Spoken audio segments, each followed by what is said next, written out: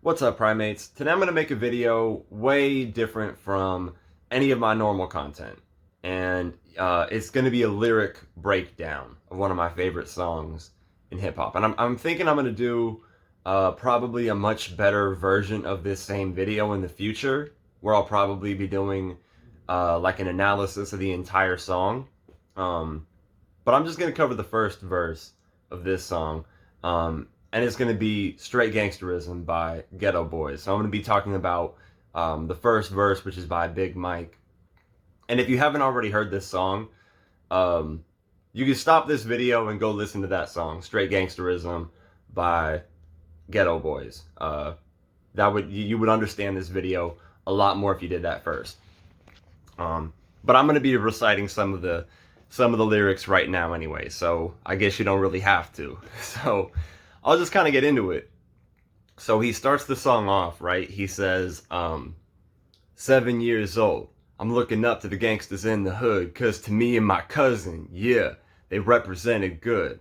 And I'm gonna stop here because he's saying, so we're starting off the perspective, right?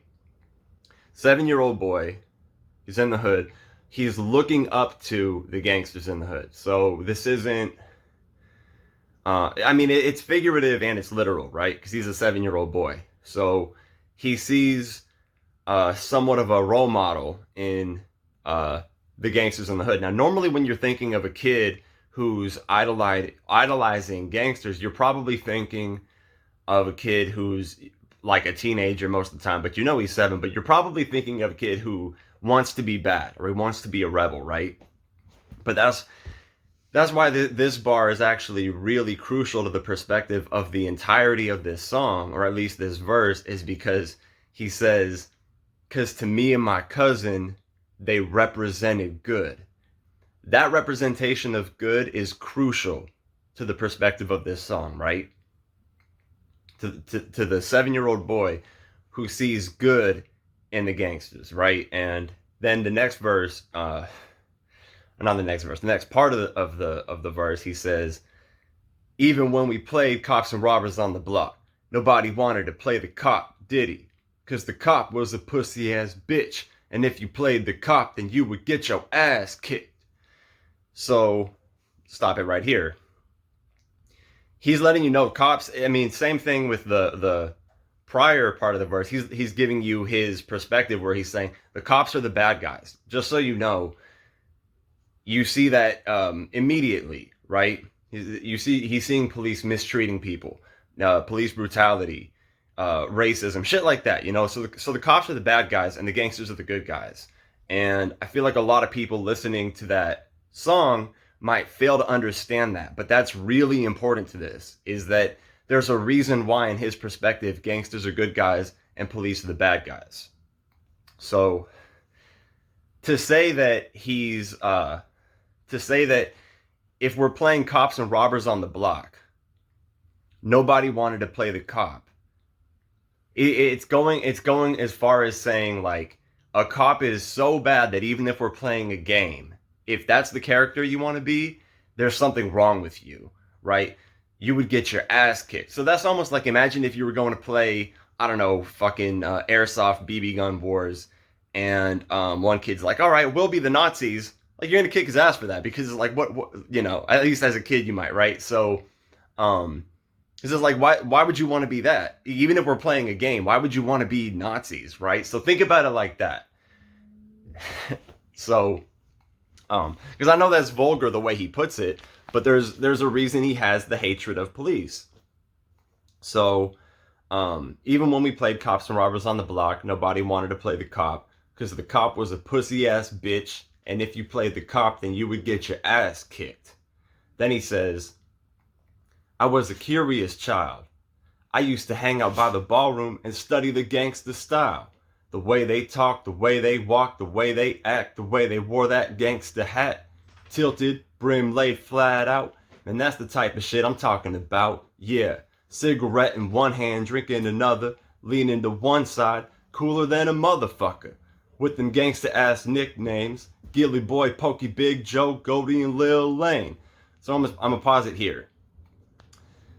So when he says, I was a curious child, I used to hang out by the ballroom and study the gangsta style. You think of him being, when you're that age, because he's still a kid, he's still learning to emulate people. You learn how to conduct yourself and you pick up a demeanor that you see in the people around you, right? That's why it's important to be a healthy person around kids.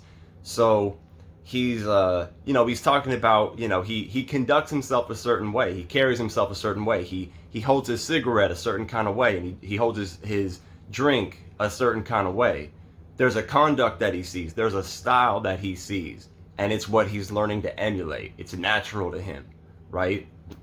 So that's why in the hood, you would talk to a 12 or a 13-year-old, and they conduct themselves like an OG.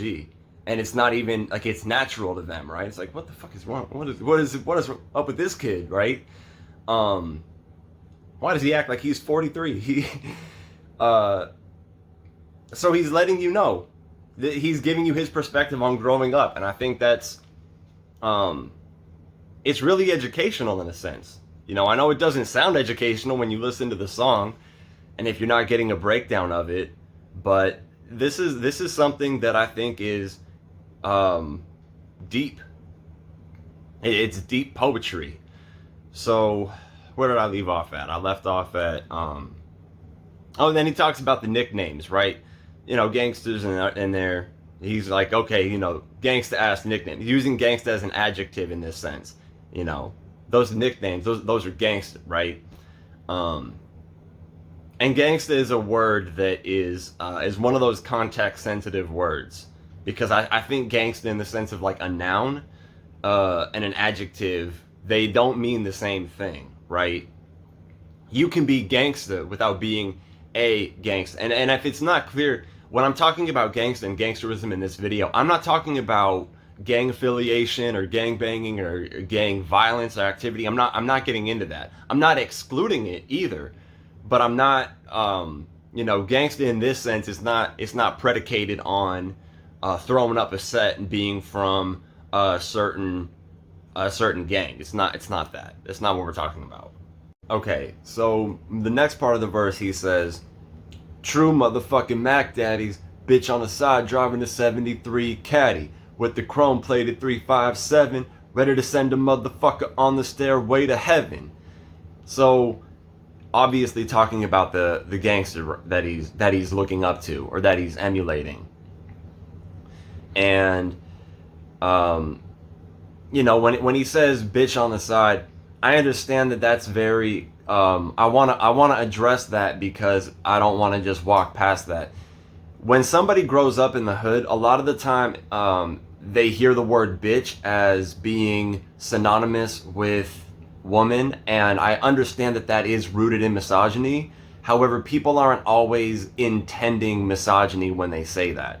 I know that might be hard to grasp for some people, but depending on where you live, some people use the word bitch to refer to themselves, and they mean it as woman. And I'm not advocating for using the word that way. I'm just empathetic toward people who do, who aren't intending to come off the way that they will to some other people. So I wanna address that. Driving the 73 caddy. We all know a 73 caddy, that's a gangster car, right? With a chrome plated 357, ready to send a motherfucker on the stairway to heaven. Obviously, 357, this is a gun, ready to protect himself if he has to, right? I don't think he's talking about, because he's not talking about gangbanging, I don't think in this song. But being ready, that's a different thing, right? So he's not really, I don't think the song's really talking about violence by saying he's ready to. Or I mean, you could say he refers to violence because he's ready to do that, but it's just saying, so he's got his girl on his side, he's got his gun, he's ready to protect himself, he's got a good car, and this is having it together for somebody, right? And some people aren't going to see that as having it together, but some people, that's the dream, is just that, what was described. So he says, I was fascinated, yeah. I let him influence me, and my mama hated it, but she still gave me love, 'cause my mama understood that it was in my blood. What was in his blood? Gangster was in his blood. He's destined to be the same thing anyway, right? And his mom knows, because his mom knows where he lives and who he's emulating, and she hates it, but she still gave him love because she understood that it was in his blood. So she understood this was going to happen, or at least that it was likely to. And he elaborates on the point that I just made by saying this.